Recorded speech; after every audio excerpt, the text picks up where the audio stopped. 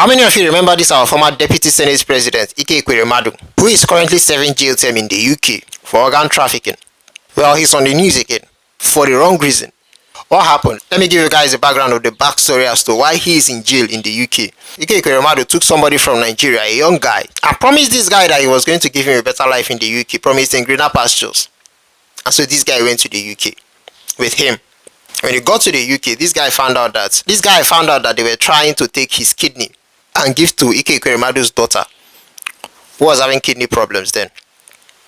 They were going to do it in a private hospital, but this guy blew the whistle on the whole thing when he found out that it was his kidney that they wanted. He blew the whistle on the whole thing, and Ike Ekweremadu got busted and was sent to prison. Ever since then, he has been serving jail term in the UK. But right now, he's currently fighting to return back to Nigeria to complete his jail term. Or at least some persons are fighting to bring him back to Nigeria to complete his jail term.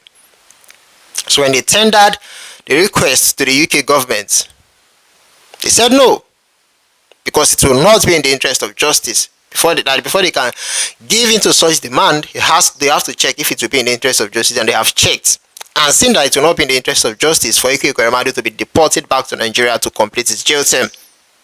What does that tell you? It tells you that these people know Nigeria, they know the Nigerian government, they know the Nigerian system. They know that this guy will not serve his jail term in Nigeria. He will not complete his jail term if he's deported back to Nigeria. So they rejected that request immediately. It tells you that this country should not have gotten independence in the first place. We have no business with independence. Do you think this country will be like this if the whites were still handling this country by now?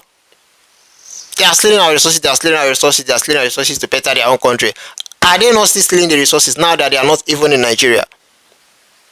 And who are the people helping them to steal these resources? The same Nigerians, the same black people are the ones helping the whites to siphon African resources. This country will not be the way it is if they were still handling this country by now. If that thing had happened in Nigeria, Ike Ekweremadu would definitely not have smelt the doors of prison, the gates, the entrance of the prison. He would definitely have gotten away with it. And that young man would have been treated like garbage at the end of the day.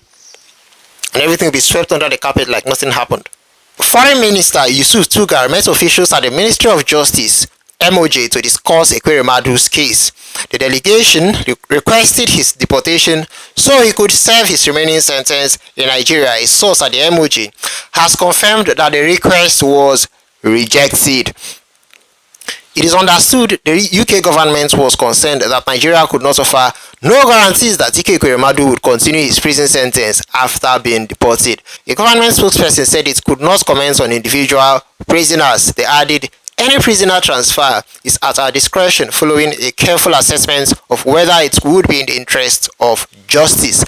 The source said the UK will not tolerate modern slavery and any offender will face the full force of the law. Beatrice Ekweremadu, that's I think Ike Ekweremadu's wife now, who was sentenced to 4 years and 6 months with half spent in custody, was released earlier this year and has since returned to Nigeria. In his sentencing remarks, Mr. Justice Jeremy Johnson said all three conspirators played a part in a despicable trade. He said, the harvesting of human organs is a form of slavery. It treats human beings and their bodies as commodities to be bought and sold. Now, this is something that is still happening commonly here in Nigeria. The judge described Ekweremadu as the driving force behind the organ trafficking plot and said his conviction represented a very substantial fall from grace. A former Senate president behind bars for organ trafficking in the UK.